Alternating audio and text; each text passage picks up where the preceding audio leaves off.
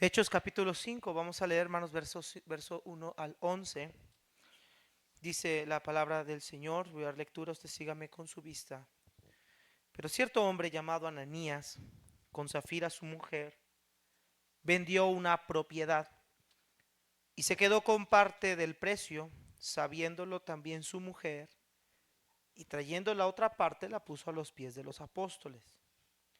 Pero Pedro dijo: Ananías, ¿por qué ha llenado Satanás tu corazón para mentir al Espíritu Santo y quedarte con parte del precio del terreno? Mientras estaba sin venderse, ¿no te pertenecía? Y después de vendida, ¿no estaba bajo tu poder? ¿Por qué concebiste este asunto en tu corazón? No has mentido a los hombres, sino a Dios. Al oír Ananías estas palabras, cayó y expiró, y vino un gran temor sobre todos los que lo supieron. Entonces los jóvenes se levantaron y lo cubrieron, y sacándolo, le dieron sepultura. Como 3 horas después entró su mujer, no sabiendo lo que había sucedido. Y Pedro le preguntó: dime, ¿vendieron el terreno en tal precio? Sí, ese fue el precio, dijo ella. Entonces Pedro le dijo: ¿por qué se pusieron de acuerdo para poner a prueba al Espíritu del Señor? Mira, los pies de los hombres que sepultaron a tu marido están a la puerta y te sacarán también a ti. Al instante ella cayó a los pies de él y expiró. Y al entrar los jóvenes, la hallaron muerta. Entonces la sacaron y le dieron sepultura junto a su marido, y vino un gran temor sobre toda la iglesia y sobre todos los que supieron estas cosas. Padre Celestial, gracias por tu palabra que siempre es viva y eficaz. Y como dijo el apóstol Pablo a Timoteo, toda la escritura es inspirada por Dios. Y toda la escritura es útil. Y como dijo el apóstol Pablo a los Corintios, las cosas que se escribieron para nosotros ahora son para darnos ejemplo, para que no hagamos lo mismo que ellos hicieron. Señor, háblanos a través de este texto, Padre, del Nuevo Testamento. Tú sabes, Señor, cuánto he luchado, cuánto he orado, cuánto he batallado con este texto, Señor, para entenderlo. Ahora te pido, Señor, que tú hagas lo que yo no puedo hacer, que es persuadir los corazones de esta multitud, de esta gente. Ellos son tu pueblo, tú moriste por ellos, tú los salvaste. Pastoréalos, cuídalos, guíalos siempre bajo tu temor. En Cristo Jesús. Amén. Se pueden sentar.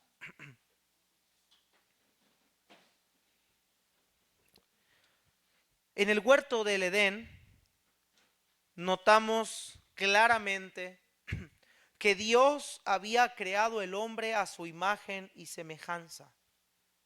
Este hombre fue diseñado en perfección completa. No había pecado en él. Podía habitar con Dios plenamente. Pero en ese huerto ocurrió un suceso que cambiaría la historia de la humanidad por completo. Había una serpiente, dice la escritura, que era más astuta que todos los animales de la tierra, y que esta serpiente, según Apocalipsis, es el diablo y Satanás, influyó en la vida de Adán y Eva para que ellos comieran del fruto del árbol que Dios les había prohibido. Y si vamos a Génesis 3, vamos a notar claramente que la acción que ellos hicieron trajo consecuencias, porque ese día el hombre murió espiritualmente. Pablo nos hace notar en Romanos 6:3 que la paga del pecado es muerte. Queridos hermanos, sin duda alguna el pecado traerá consecuencias a la vida del que lo practica. Para el incrédulo, en el lago que arde con fuego y azufre. Para el creyente, el castigo y la disciplina de Dios para su vida. En esta historia notaremos que el pecado siempre será castigado por Dios y que siempre traerá consecuencias a nuestra vida. Entonces, lo que vamos a enfatizar en este mensaje hoy es que el Señor nos castiga cuando engañosamente lo tentamos simulando actuar conforme al Evangelio. El Señor nos castiga cuando engañosamente lo tentamos simulando actuar conforme al Evangelio. El día que creímos en Cristo, el Espíritu Santo moró y ha morado en nuestro corazón. Desde ese día nuestra vida ha sido transformada, regenerada, al punto que nuestra vida hoy día debe reflejar las virtudes de aquel que murió crucificado. Para el cristiano, Cristo es el modelo a seguir, y toda vida que no es conforme al Evangelio se centra en una apariencia que está destinada a traer consecuencias. Y amados hermanos, una vida simulada que no es conforme al Evangelio es una vida contra la cual Dios va a juzgar. En otras palabras, Dios aborrece la hipocresía. Y tal como veremos, el pecado de Ananías y Zafira trajo el juicio de Dios y la iglesia reaccionó ante este pecado. El tema que vamos a ver hoy es el pecado de Ananías y Zafira. Un matrimonio aparentemente bueno, un matrimonio que estaba dentro de la iglesia primitiva, congregándose con ellos. Un matrimonio que pudieron haber sido muchas cosas. Pudieron haber escogido servir al Señor, pudieron haber escogido hacer grandes cosas para el Señor, pero ellos escogieron el camino más fácil. Ellos creyeron que simular piedad, que simular una vida piadosa era lo más sencillo, y se dieron cuenta, hermanos, que Dios no le agrada, o Dios no avala cuando un creyente vive hipócritamente. Por eso, hermanos, en esta sección, en este mensaje, vamos a ver tres cosas. En primer lugar, vamos a ver el pecado de Ananías y Zafira, vamos a ver cuál fue su pecado. En segundo lugar, vamos a ver la reacción de Dios ante el pecado. Y en tercer lugar, vamos a ver la reacción de la iglesia ante el juicio de Dios contra el pecado de Ananías y Zafira. Mire por favor ahí, hermanos, en Hechos capítulo 5, versículo 1 al versículo número 2. Vamos a ver el pecado de Ananías y Zafira. Dice: pero cierto hombre llamado Ananías, con Zafira su mujer, vendió una propiedad. En la Reina Valera dice una heredad. Y se quedó con parte del precio, sabiéndolo también su mujer, y trayendo la otra parte, la puso a los pies de los apóstoles. Vemos aquí, hermanos, que Ananías y Zafira tenían propiedad. Y esta propiedad, hermanos, ellos la habían vendido, y ellos habían vendido la propiedad a un precio. La Biblia no nos dice cuánto, ni cómo fue, pero sí dice que vendieron el precio de esta, o dieron esta heredad o esta propiedad en venta, y cuando recibieron el dinero de la ganancia de la venta de esta propiedad, una parte de ese dinero la entregaron a los apóstoles, y la otra parte del dinero se la quedaron ellos. Y yo creo que aquí muchos de nosotros diríamos: ¿y eso qué tiene de pecaminoso si la heredad era de ellos? Ananías, cuando entrega ese dinero en los pies de los apóstoles, un sentido figurado para decir que trajo el dinero y se lo dio a los apóstoles, es que Ananías dijo que todo el dinero que recabó de la venta era lo que estaba entregando a ellos, pero no reportó el dinero que él se estaba quedando juntamente con Zafira. Ahora, ¿por qué vender propiedades y traer a los apóstoles? Acompáñenme por favor a Hechos 2. Vamos a ver un poquito de contexto por qué vemos esto en la vida de Ananías y Zafira. ¿Por qué vender una propiedad y traerla a los apóstoles? ¿Para qué? Acompáñenme a Hechos 2, por favor, verso 43 al 45. Déjeme darle un poquito de contexto para que usted entienda qué era lo que estaban haciendo aquí y poder descubrir el pecado que hay ahí. Dice la palabra de Dios así: sobrevino temor a toda persona y muchos prodigios y señales se hacían por los apóstoles. Brevemente, hermanos, versículos anteriores vemos que Pedro predica el evangelio, hermanos, después de que el Espíritu Santo en Pentecostés desciende con gran poder. Empiezan a hablar en lenguas, es decir, idiomas, y los que están ahí están sorprendidos de ver cómo todos hablan y les entienden en su propio idioma, y ellos dicen: estos hombres están ebrios. Y Pedro empieza a predicar y dice que la reacción de estos es la venida del Espíritu Santo que Joel había profetizado, y que por medio de Cristo, a quien ellos habían crucificado, estos hombres estaban haciendo tal acción. Y Pedro empieza a predicar acerca de Jesucristo, y dice la Biblia que todos los que estaban allí estaban atónitos, estaban conmovidos, y que le dijeron a los discípulos: ¿qué haremos? Y Pedro les dijo: arrepiéntanse y bautícense en el nombre de Jesucristo para perdón de los pecados. Después de eso vemos que 3,000 personas se bautizaron y se añadieron a la iglesia. Verso 42 dice que se dedicaban continuamente a la enseñanza de los apóstoles, a la comunión, al partimiento del pan y a la oración. Es decir, que estos 3,000 personas que oyeron el evangelio, que fueron bautizados, se añadieron a la iglesia y participaron con la iglesia. Comunión con la iglesia, enseñanza con la iglesia, oraban con la iglesia, tenían una relación con la iglesia.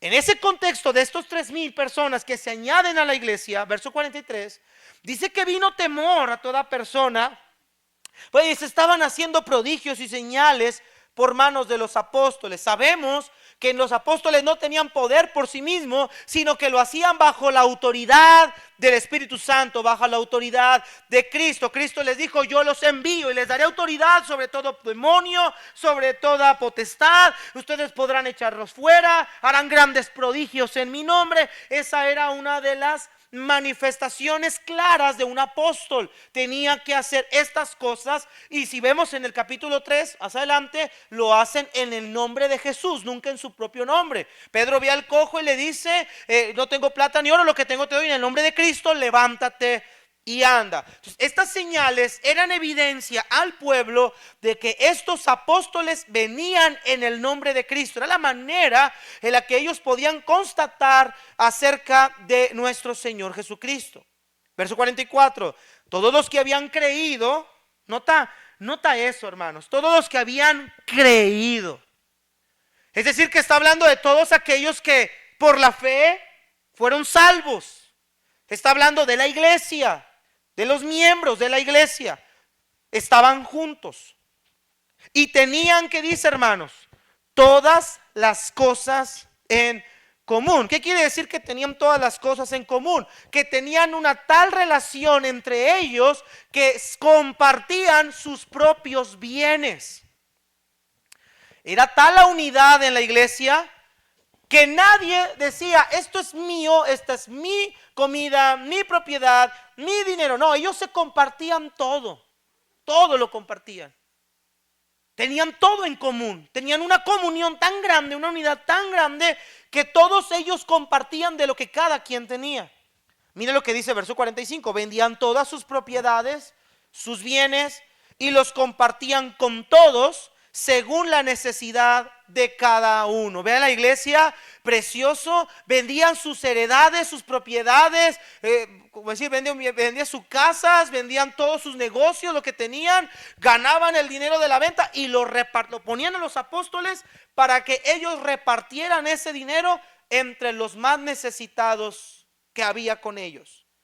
Día tras día continuaban unánimes en el templo, partiendo el pan en los hogares, comían juntos con alegría, con sencillez de corazón, alabando a Dios y hallando favor con el pueblo. Y el Señor añadía al número de ellos los que iban siendo salvos. Vea que el Señor está bendiciendo a la iglesia.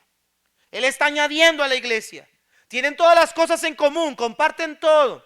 Ahora, algunos teólogos dicen que los discípulos, todos estos venden sus terrenos, sus heredades, propiedades, porque ellos creen o creían en la inminente venida de Cristo y que por eso estaban vendiendo todo. Ahora, en este texto no nos dice nada de eso, simplemente nos dice que vendían sus cosas, traían el dinero y lo repartían entre los pobres. No había pobres entre ellos.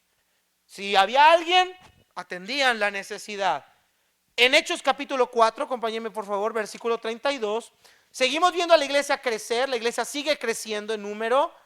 Hechos 4, 32, 36, nos da un poquito más de contexto de la iglesia, cómo era. Dice, la congregación de los que creyeron, y esto es importante recalcarlo, no dice la congregación de las multitudes, dice la congregación de los que creyeron. Está hablando de los cristianos, eran de un corazón y un alma, hablando de unidad. Ninguno decía ser suyo lo que poseía, sino que todas las cosas eran de propiedad común. ¡Oh! Es decir, que ellos no decían, esto es mío. No, ellos lo traían y era de todos. Esto es de todos. Imagínate en la iglesia que viniera un hombre que tiene todos los terrenos del kilómetro 27 para el 30 y dijera, hermanos, vendí todos mis terrenos del kilómetro 30, del kilómetro 29, aquí salía Casas Grandes. Hermanos, aquí está todo el dinero de lo que gané, vamos a repartirnoslo entre todos para que nadie esté necesitado. Imagínense semejante acción. Si así batallamos para diezmar y ofrendar, imagínense. Pero ellos vendían todo y lo repartían. Lo hacían no por fuerza, hermanos, lo hacían con un corazón sincero. Mira lo que dice 33. Con gran poder los apóstoles daban testimonio de la resurrección del Señor Jesús, y había abundante gracia sobre todos ellos. Sin duda alguna, Dios estaba bendiciendo esta iglesia. No había pues ningún necesitado entre ellos, porque todos los que poseían tierras o casas las vendían, traían el precio de lo vendido, lo depositaban a los pies de los apóstoles y se distribuía a cada uno según su necesidad. A pesar de la oposición que tenían de parte del Sanedrín, a pesar de la oposición de los demás judíos, esta iglesia está siendo bendecida por Dios. La gracia de Dios estaba con esta iglesia primitiva. Ahora, lo que podemos ver es que esta iglesia aprendió uno de los mandatos que el Señor Jesús dejó cuando estaba en la tierra. Jesús dijo en Juan 14, 34, un mandamiento nuevo os doy, que os améis unos a otros como yo os he amado, que también os améis unos a otros. Santiago dice, ¿cómo puedes decir que amas a Dios si ves a tu hermano tener necesidad y en vez de solventar o suplir esa necesidad le dices, es corbán, mi ofrenda a Dios que darle? ¿Cómo puedes decirle, dice Santiago, a un hombre que lo amas, que puedes decirle a Dios que no ves que amas y no puedes amar a tu hermano que ves en necesidad y no puedes hacer nada? Juan dice que aquel que no ama a su hermano es un mentiroso y la verdad no está en él. Sin duda alguna, esta iglesia está practicando el amor, la misericordia entre todos ellos. Ahí había gran unidad. Hermanos amados, escúcheme y miren acá. Ese amor, esas acciones no son acciones derivadas de la carne de ningún hombre. Ningún hombre jamás podría donar toda su heredad o sus propiedades para suplir las necesidades de los pobres. Ningún hombre. No importa qué tan moral sea, no importa qué tan generoso sea, esta virtud no es proveniente de la carne. Esta virtud es proveniente del Espíritu Santo que habitaba en ellos. Hermanos amados, nosotros podemos amar a nuestro prójimo porque el Espíritu de Dios mora en nosotros. ¿Cuántos hemos reaccionado en ayuda de personas en Cristo que están en una situación similar? Somos demasiado individualistas. Somos demasiado egoístas. Porque tú y yo nos preocupamos ahorita por qué vamos a cenar llegando, pero tú no sabes si alguien ahorita tiene para llegar a comer. Somos tan egoístas, tan individualistas. Hermanos, a veces en el grupo, hermanos, hay que traer despensa y nadie, porque cada quien está viendo su propia necesidad. Nuestros hermanos veían la necesidad del otro. El amor ve siempre por el otro, no por sí mismo, hermanos. El amor se da. Y esta iglesia estaba experimentando eso. Sin duda alguna ellos aprendieron de Cristo esto y lo practicaban. Verso 36 nos dice que había un hombre llamado José, natural de Chipre, apodado o llamado Bernabé, que significa hijo de consolación. Mira lo que dice de Bernabé 37. Poseía un campo y lo vendió y trajo el dinero y lo depositó a los pies de los apóstoles. Sin duda alguna, hermanos, vemos a Bernabé dar a la causa. Vemos a Bernabé llegar a la iglesia y dar también de sus propiedades. Y la Biblia no nos dice que Bernabé se opusiera o Bernabé no estuviera de acuerdo. Dice que él poseía un campo, lo vendió, trajo el dinero a los apóstoles para que también hiciera lo mismo, para que se repartiera. Ahora, nota estas frases porque se repite mucho. Todos eran de un corazón y un alma. Y nadie decía ser suyo nada. Si estamos escuchando, hermanos, la iglesia tenía una visión. Ahora note capítulo 5, verso 1 y llegamos a nuestro texto. Pero cierto hombre, entre esa multitud, entre esos creyentes, llamado Ananías, con Zafira su mujer, vendió también una propiedad, igual que Bernabé, igual que otros. Pero nota el 2, aquí hay una diferencia abismal. Y se quedó con parte del precio, sabiéndolo también su mujer, trayendo la otra parte, lo puso a los pies de los apóstoles. Este pasaje notamos que Ananías había vendido su propiedad. El texto nos narra que este hombre se queda con parte de ese precio. Y hermanos amados, sin duda alguna, esto rompía con lo que la iglesia ya venía practicando.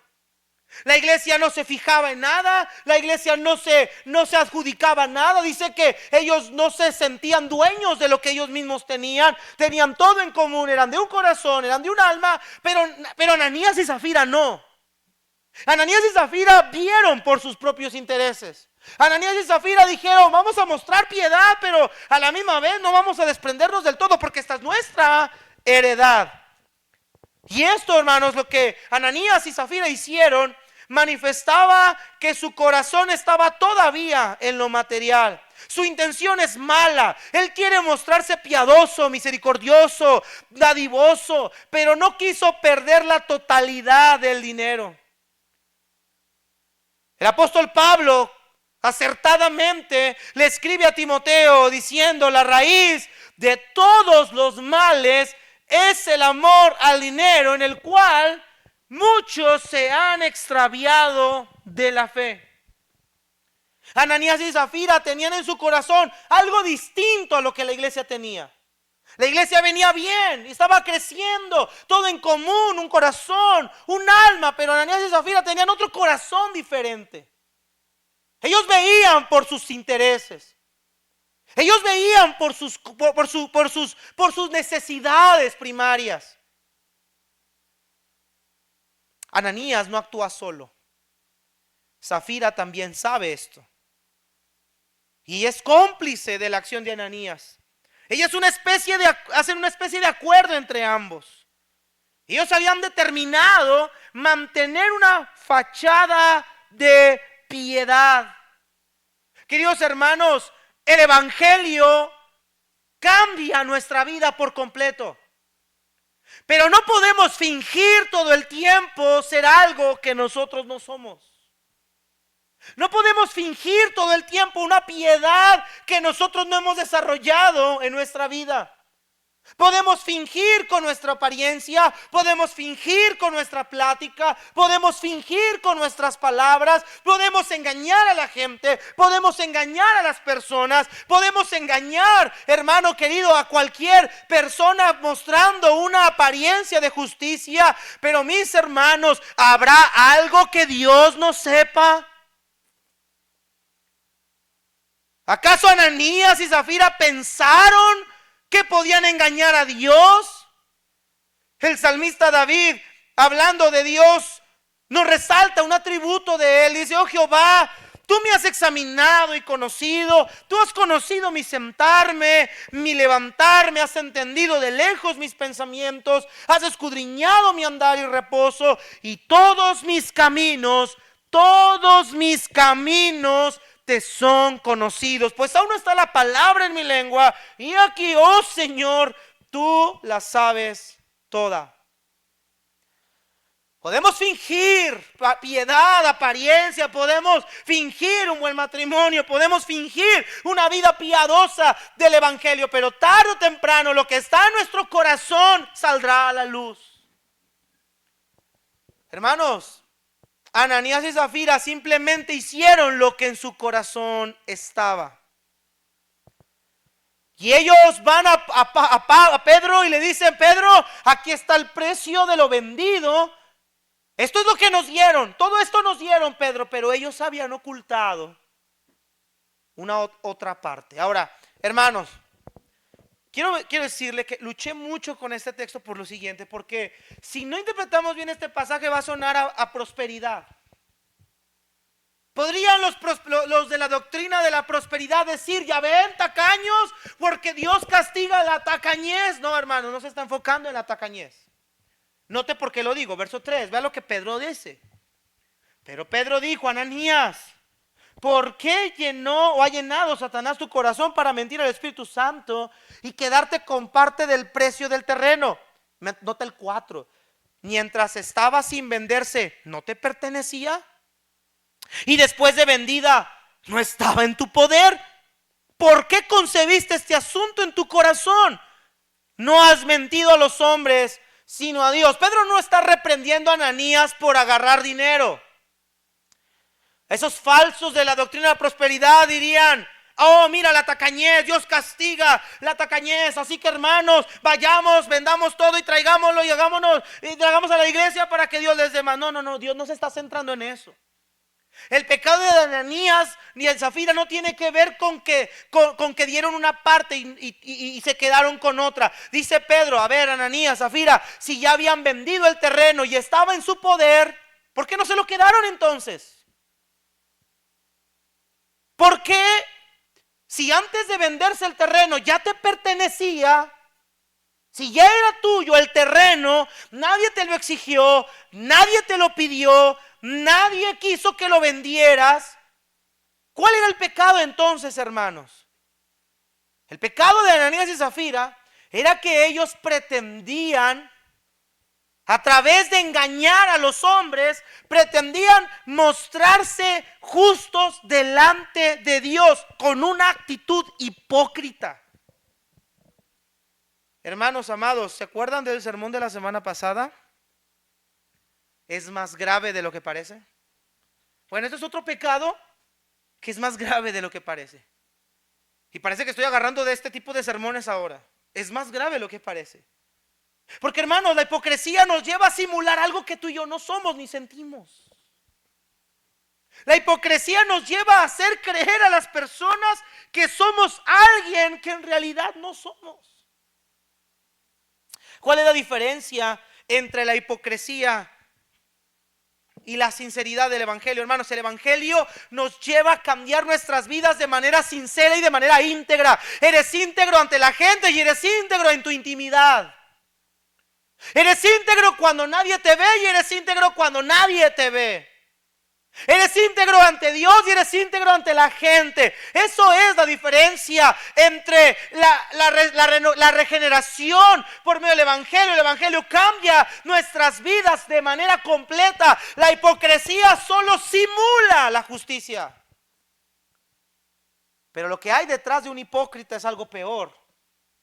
Porque el hipócrita finge y finge y finge, pero su propia naturaleza, su propio corazón lo traicionan.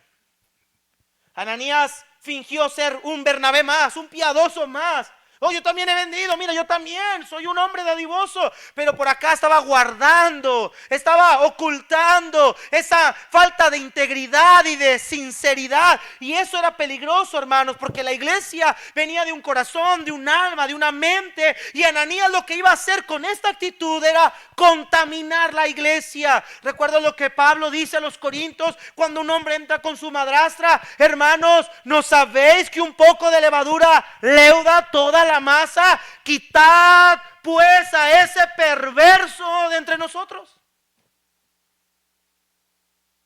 Parece que el Señor está en contra de hipócritas dentro de su propio pueblo. Lo vemos con este hombre. Pablo le dice a los corintios: hermanos, yo no les he escrito que no se junten con los del mundo, ellos Dios los juzgará. Yo les he dicho que no se junten con ninguno que llamándose hermano sea adúltero, fornicario, borracho, maldiciente, con el tal ni aún comáis. Porque mira, hermano, los del mundo sabemos cómo son. Sabemos la maldad de su corazón, sabemos lo que hacen. Pero alguien que se mete a la iglesia, que finge ser piadoso, que finge ser creyente, y a través de estas acciones lleva a la iglesia que se contamine, y lo que Dios ha obrado en ella puede ser estorbado por el pecado que hay. Y el pecado radica en el corazón del hombre. Este fue el pecado de Ananías y Zafira. Ocultaron su verdad, le mintieron a la gente, haciéndoles creer que eran hombres piadosos. Pero la pregunta que hice al principio es: ¿pensaron que Dios no se daría cuenta? Querido hermano, ¿tú piensas que Dios no se da cuenta quién eres? ¿Te acuerdas tú cuando está Cristo con la casa de Simón el fariseo y llega una mujer irrumpiendo la casa y se postra ante el Señor con un perfume de alabastro caro y empieza a enjugar sus pies con sus cabellos? Y Simón tiene un pensamiento. Ahora, Simón el fariseo no invita a Cristo porque quería convivir con él. Simón quería tentarlo. Las malas intenciones de Simón era tentar a Cristo y hallarlo en falta para considerarlo blasfemo. La mujer entra y este hombre empieza a pensar de lo que había en su corazón. Si fuera profeta, vea el término, si fuera profeta. Es decir, este fariseo no creía en Cristo realmente. Él lo hace lo invita, pero para tentarlo, no porque creyera en él, no porque quería aprender de él. Dice: si fuera profeta, sabría qué clase de mujer es esta que le está tocando ahorita. ¿Y sabe qué pasó con Cristo, hermanos? Cristo sabía lo que el fariseo pensaba. Hermanos, todo lo que tú y yo hacemos está desnudo ante los ojos de Dios. Él sabe quiénes somos, hermanos. Él sabe quién soy yo. Él sabe quién eres tú. Él sabe cuáles son las intenciones de nuestro corazón. Dios sabe todas las cosas. Tú y yo no podemos engañar a Dios, querido hermano. Tú puedes engañar a tu esposa, varón, pero tú no puedes engañar a Dios. Tú puedes engañar a tus padres, hijos, jóvenes, pero tú no puedes engañar a Dios. Tarde o temprano, hermanos, el Señor juzgará y nos llamará cuentas. En segundo lugar, vemos el juicio de Dios al pecado de Ananías y Zafira. Versículo 3, 4. Pero Pedro dijo a Ananías: ¿por qué ha llenado Satanás tu corazón para mentir al Espíritu Santo y quedarte con parte del precio del terreno? Mientras estaba sin venderse, ¿no te pertenecía? Y después de vendido, ¿no estaba bajo tu poder? ¿Por qué concebiste este asunto en tu corazón? No has mentido a los hombres, sino a Dios. Lo que Pedro le dice es confrontar a Ananías. Le dice: Ananías, ¿por qué has permitido que Satanás llene tu corazón para mentir al Espíritu Santo? Si el terreno era tuyo, si el dinero era tuyo, si la heredad era tuya, ¿para qué haces semejante maldad? ¿Por qué tratas de engañar al pueblo? No has engañado al pueblo, no me has engañado a mí. Has mentido, has pecado contra Dios. El término llenar quiere decir que Satanás influyó en la vida de Ananías. Hemos mencionado anteriormente, hermanos, que Satanás no obliga a nadie a pecar. Pero ¿cómo influye? Sus artimañas, sus pensamientos, su manera de actuar con astucia. Él influyó en Adán y Eva con que Dios os ha dicho: no comáis de todo árbol del huerto, no moriréis, sino que el día que comieres, Dios sabe que seréis abiertos sus ojos, sabiendo el bien y el mal. Satanás sabe influir, Satanás sabe llenar nuestro corazón, sabe llenar nuestra mente con pensamientos. Pero escucha, hermanos, todo lo que Satanás influye en nosotros siempre será para rebelarnos contra Dios, siempre. Satanás nunca nos va a influir para bien, nunca. Siempre nos llevará a violar su perfecta ley. Cristo también fue tentado por Satanás. Después de ayunar 40 días y 40 noches, él buscaba que Cristo cayera ante sus provocaciones. Incluso usó erradamente las escrituras. Pero ¿sabe qué, hermanos? Si leemos Lucas 4:1, dice que Cristo estaba lleno del Espíritu. ¿Sabe qué es lo que le hace falta a la iglesia para evitar ser influido por el diablo? Estar llenos del Espíritu. Tener la capacidad de discernir si lo que voy a hacer, dónde voy a ir, lo que voy a hablar, lo que voy a practicar, le agrada a Dios o no le agrada. Tener la capacidad de soportar y resistir las tentaciones que vienen a nuestra vida. Y hemos dicho en sermones anteriores, hermanos, todos vamos a ser tentados. Todos vamos a ser tentados. Satanás influyó en la vida de Ananías. Quizá no nos dice el texto, pero quizá Satanás le dijo algo como esto a Ananías. Le dijo: Ananías, no necesitas estar en completa desamparo. Con que des un poco de lo que tienes es suficiente. Y tú te quedas con otra parte. Pero siempre, hermano, escúcheme bien, mira acá. Siempre detrás de una tentación de Satanás hay un propósito maligno. Siempre detrás de algo que Satanás ofrece como algo que parece una ganga para nosotros, siempre hay un propósito maligno. Y Satanás sabía, no por omnisciencia, pero ya, viejo lobo de mar, más vale viejo por conocido que bueno que nuevo por conocer, o bueno por conocer. Es un ser que las artimañas las ha usado a lo largo de la historia y le han funcionado y le siguen funcionando. Pero Satanás sabía que si Ananías pecaba de esta manera, iba a contaminar lo que Dios estaba bendiciendo. Hermanos, un poco de levadura le da a toda la masa. Satanás sabe que introduciendo pecado en la vida del creyente, Dios no lo puede bendecir. Esto lo sabía Balaam. Por eso Apocalipsis nos dice más acerca de este asunto. Dice que él incitó o le dijo a Balac que metiera mujeres moabitas para que Israel pecara contra Dios y así pudiera Dios desatar su ira contra Israel. Y lo logró. Números 25 nos dice eso. Hermanos amados, Satanás siempre nos va a influir, nos va a buscar llenar nuestra mente y corazón de artimañas, pero el propósito es que nosotros pequemos con Dios y seamos castigados, enjuiciados por Dios, porque sabe Satanás que la paga del pecado es la muerte.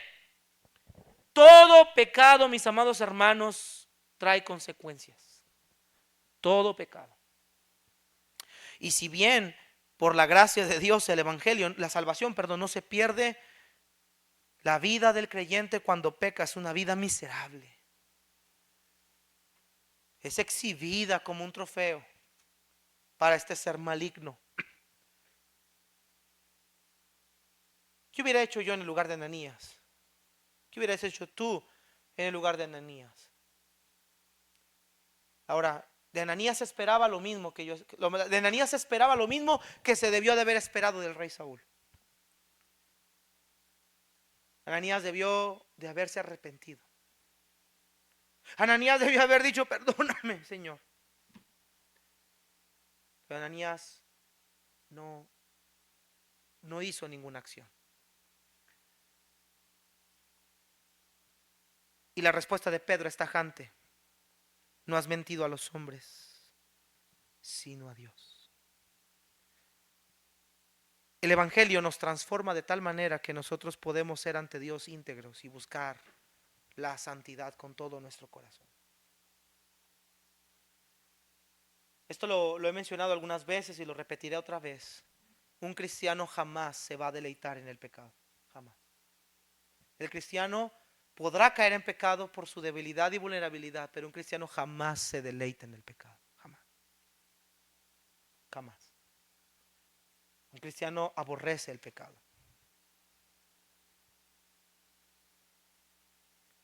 Todos podemos ser influidos que alguna vez.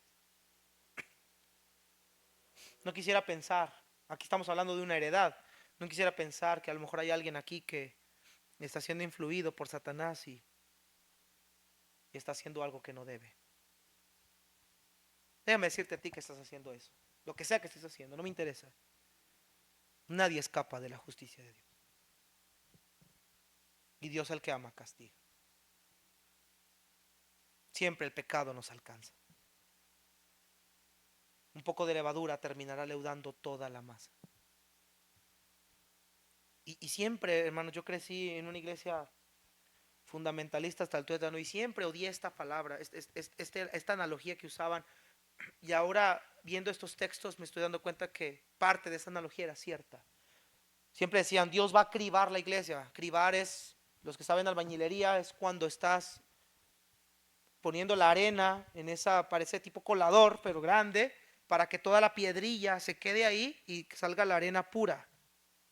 Y ellos decían, Dios va a cribar la iglesia. Y siempre me chocaba esa palabra. Pero sabe, hermanos, viendo estos textos, viendo 1 Corintios 5, viendo Hechos 5, viendo la vida de Saúl, Dios a veces criba a la iglesia. Lo que no es, tiene que salir para que se quede lo que es. Hermanos, es que a Dios no lo podemos engañar. Usted puede engañar al pastor y engáñeme todo lo que usted quiera. Yo no soy Dios para juzgarlo, pero usted al santo, usted no lo puede engañar. Al igual que Ananías, perdón, la consecuencia del pecado vino a Ananías. Versículo número 5, por favor. Al oír Ananías estas palabras, cayó y expiró, y vino un gran temor sobre todos los que le supieron. Cuando Ananías escuchó que contra Dios había mentido, que contra el Santo Espíritu de Dios había mentido, Ananías cayó muerto. Claramente vemos la consecuencia del pecado. Y esto acarreó la muerte para este hombre. En apariencia miramos que su pecado no es tan grave como otros que podríamos mencionar, pero como vimos el sermón de la semana pasada, es más grave de lo que parece. Así como el pecado de Saúl lo llevó a ser destituido del reinado y su vida fue en decadencia, así el pecado de Ananías lo llevó a ser muerto. ¿Y qué relación hay entre estos dos sermones, hermanos, entre este y el pasado? Porque todos tienen que ver con las consecuencias del pecado. El pecado de Saúl era desobediencia, el pecado de Ananías es simulación, hipocresía, mentira. Para los que piensan que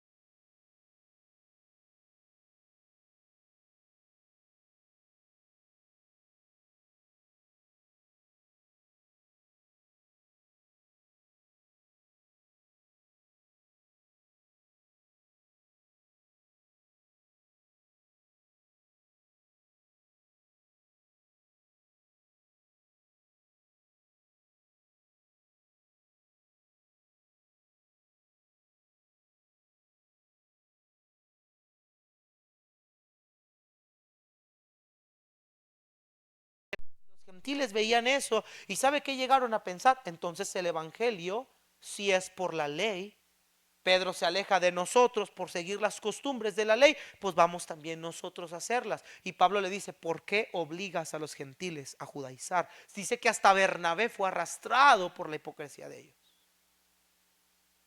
Hermanos queridos, nuestra vida, Dios cuando nos salvó, nos puso para ser la sal y la luz del mundo. Nosotros debemos de tener o tenemos una influencia grande en la vida de este mundo por medio del Espíritu Santo. Cuando nosotros fingimos algo que en realidad no somos, nos arrastramos personas con nosotros. Hay gente que nos está observando, hermanos. Hay gente que sabe que somos cristianos. Hay gente que sabe que hemos nacido de nuevo, decimos que hemos nacido de nuevo. Y qué tristeza, qué vergüenza que usted diga que es creyente y está haciendo un negocio chueco con su primo, con su tío, con su hermano, con su padre, con su jefe. Qué vergüenza. Que su jefe, su hermano sepan que usted es cristiano y que está haciendo tranza. Qué hipocresía, qué vergüenza.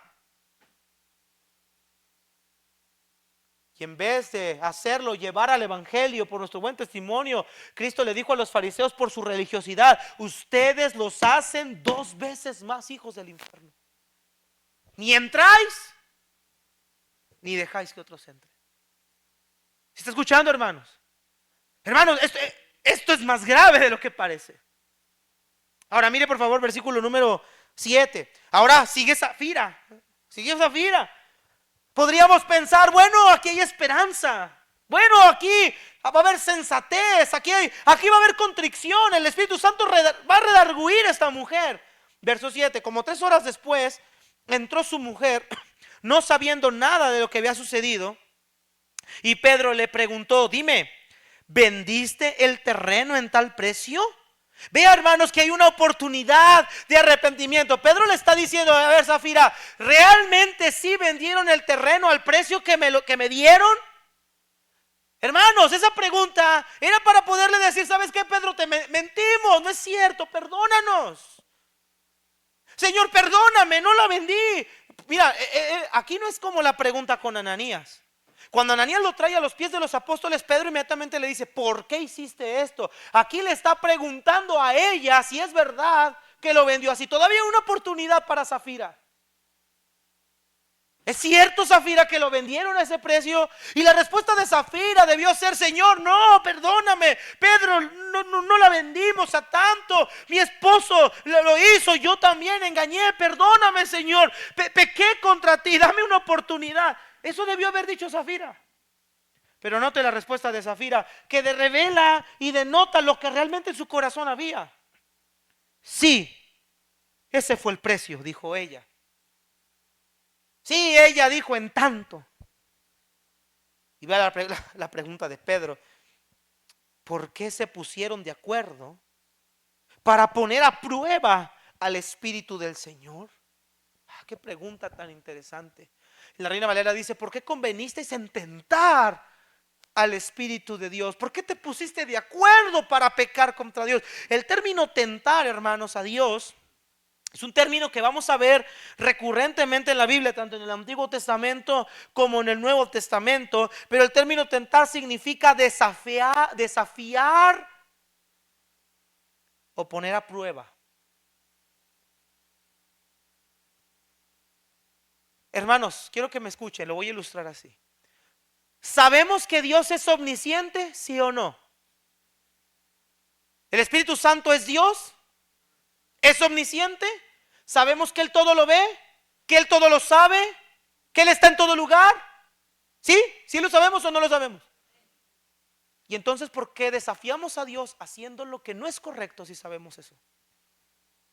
Esa fue la pregunta de Pedro a Zafira.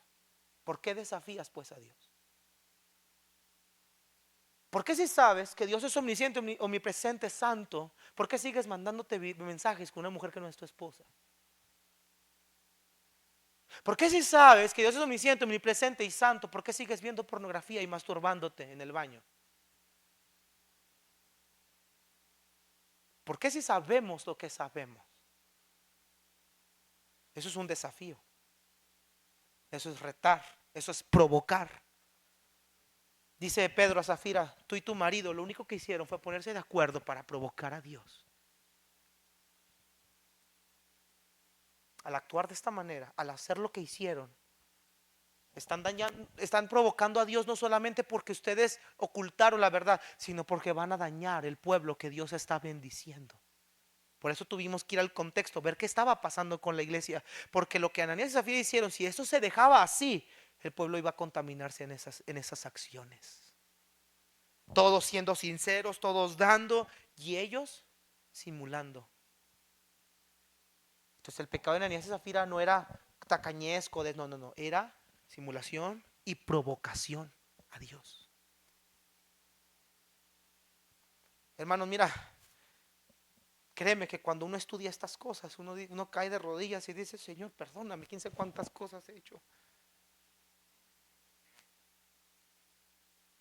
Cuando uno ve estas cosas, uno no puede estar sentado como si nada, y dicen, pues quién sabe. No, hermanos. Si Dios lo sabe todo, si el Espíritu Santo lo sabe todo, lo conoce todo, ¿por qué seguimos haciendo lo que hacemos?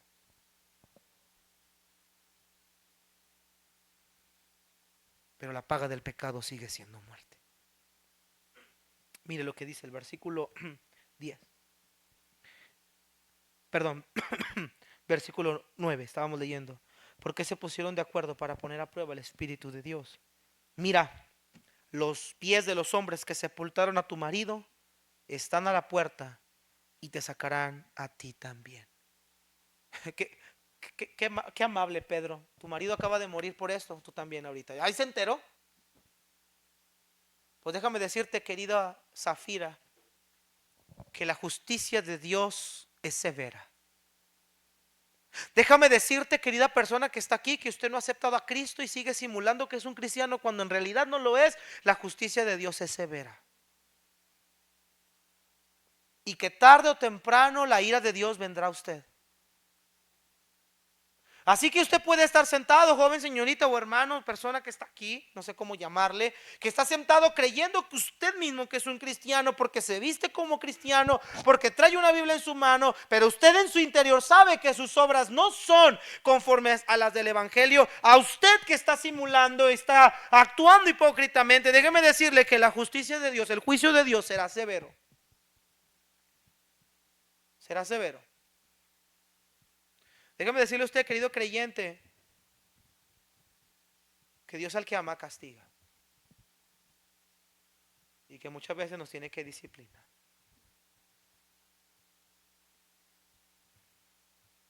El Señor ya no vendrá como cordero, vendrá como juez, con severidad. Y les dirá a esos simuladores, nunca os conocí. Le dirá a esos simuladores, apartados de mí, malditos al fuego eterno. Quiero preguntarle a usted, ¿qué está esperando?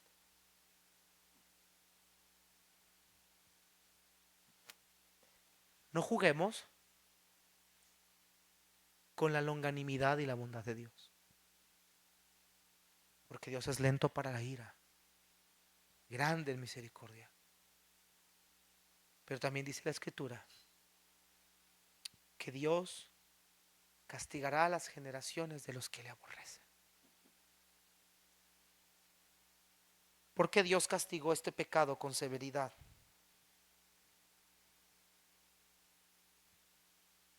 Porque estos pudieron haberse arrepentido y no lo hicieron. Y quiero que vean la conexión de las dos historias que hemos visto el miércoles pasado y Antiguo Testamento y Nuevo Testamento. En las dos ocasiones, tanto Saúl como Ananías y Zafira tuvieron la oportunidad de arrepentimiento y no quisieron. Escúchenme, hermanos, no se me distraiga. Mientras estemos con vida, tenemos oportunidad para el arrepentimiento. Ya no sé, y hablo a los que no son creyentes, ya no se engañe con el atuendo del cristiano.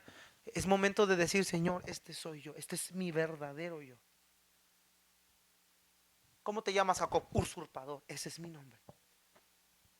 Este soy yo, ladrón, mentiroso, adicto a la pornografía, adúltero. Este soy yo, en verdad. Mientras tengas vida, hay lugar para arrepentimiento.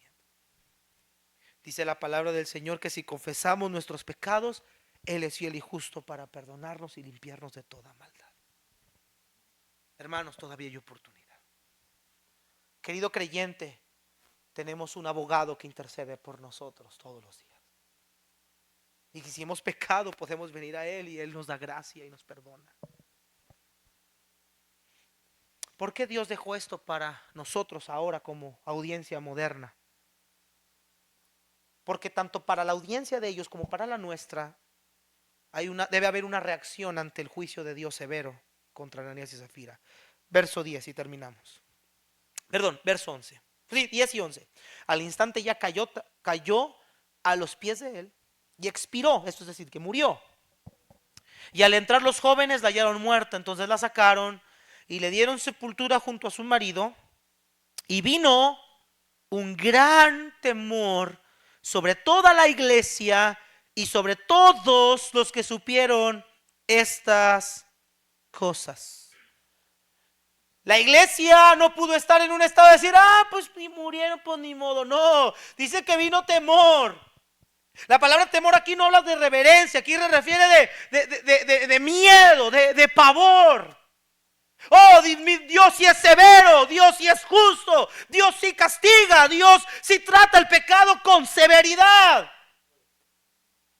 ¿Y para qué Dios permite que veamos esto? Para que no pequemos, para que vivamos en santidad, para que lo honremos a Él, para que no mintamos, no actuemos hipócritamente, sino que seamos sinceros, sencillos, en verdad delante de Él.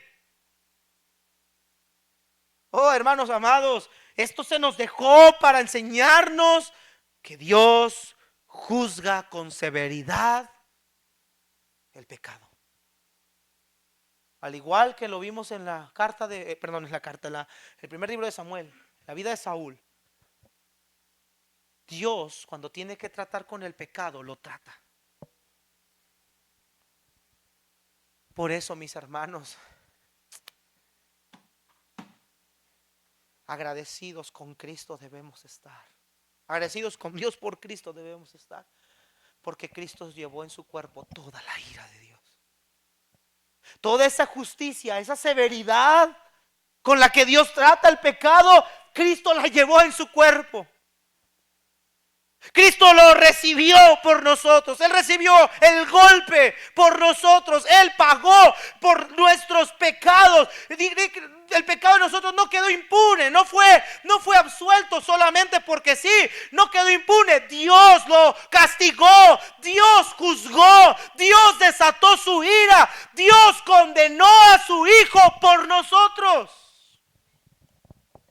Y si estamos aquí, si estamos sentados hoy en estas bancas, si podemos alabar a Dios y cantar y poder decir que un día nuestros nombres estarán en el libro de la vida, es porque Cristo cargó nuestro pecado y nuestra justicia. Y su justicia fue imputados a nosotros. Y ahora delante de Dios por eso somos aceptos, porque Cristo Jesús ya pagó lo que me tocaba a mí. La iglesia tenía que entender que aún siendo ya creyentes, el Señor no deja de ser justo. Y la paga del pecado no deja de ser la muerte. Hermano querido, que nuestras vidas, si realmente están en Cristo, si realmente hemos nacido de nuevo, que nuestras vidas sigan en busca de la santidad. Porque no solamente el pecado va a arruinar nuestras vidas en la tierra, sino que la justicia de Dios vendrá también a nosotros. Y si Dios, como tu Padre, como mi Padre, nos ama, nos tiene que disciplinar. Y yo creo que a ninguno de nosotros nos gusta que Dios nos discipline. Yo quiero preguntar a usted, con esto termino, ¿usted es salvo? ¿Usted es hijo de Dios? ¿Usted verdaderamente ha creído en Cristo como su Señor? ¿Usted verdaderamente tiene el Espíritu Santo? Si la respuesta es sí, la naturaleza de Cristo, el Espíritu Santo mora en nosotros, por eso podemos vivir ahora una vida agradable a Él. No es por nuestra carne, no es por nuestro brazo, no es por nuestra moralidad, es por su Espíritu. Santifiquémonos todos los días. Hermano querido, yo no conozco tu vida, yo no sé qué estás haciendo ni qué haces, yo no lo sé. Él sí, ya acabamos de ver, Él sí. Pero te quiero animar a una cosa, no hagas lo que hizo Zafira. Cuando tuvo la oportunidad y Pedro le preguntó, no hagas lo que hizo Zafira, no sigas engañándote. Llega a tu casa hoy, a tu cuarto, no veas la tele, no veas el periódico, no llegues comiendo, llega aventando a la basura todo aquello que sabes que a Dios no le agrada. Y en ese momento póstrate y acude al trono de gracia y arrepiéntete y conságrate y sírvele. Porque hermanos amados, esto no es un pasaje del Antiguo Testamento para los que les encanta despreciar testamentos. Esto está en el tiempo de la gracia, como algunos llamarían. Y Dios sigue siendo el mismo, Dios no cambia.